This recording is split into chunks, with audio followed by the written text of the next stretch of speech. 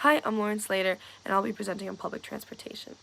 As anyone in the U.S. can understand, transportation is very important.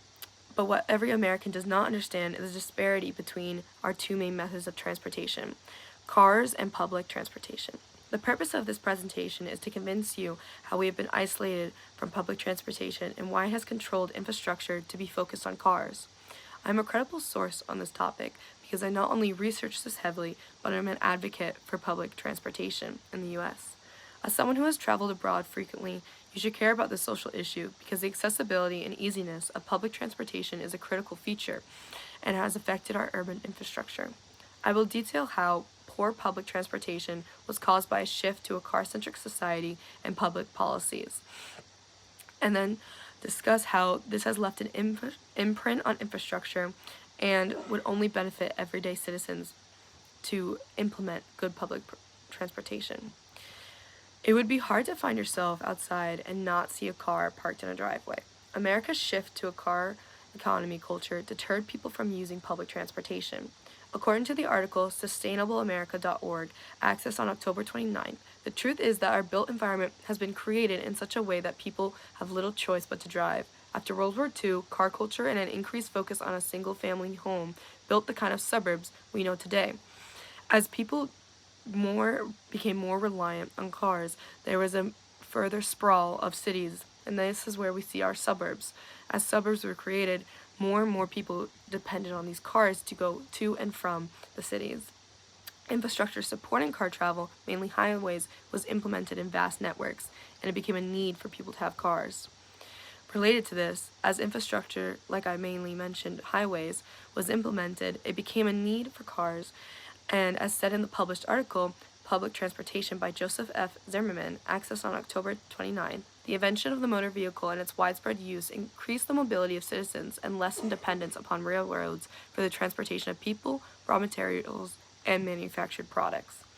Through this shift to widespread use of cars, not only did resulting infrastructure get built to support cars more than public transportation, but highway vehicles released more and more environmental problems like greenhouse gases. As a result of these causes for a shifting to a car-centric economy, parking lots, highways, and easy car transit became the primary focus of developers. Car culture affected construction of cities as parking lots took over areas, walkable towns became less common, and in order to travel anywhere, you would need a car. Of course, a shift in our car culture towards was only enhanced through public policy and governmental intervention. As said in Bloomberg.com, accessed on October 29, the federal infrastructure investment would soon shift almost entirely to highways.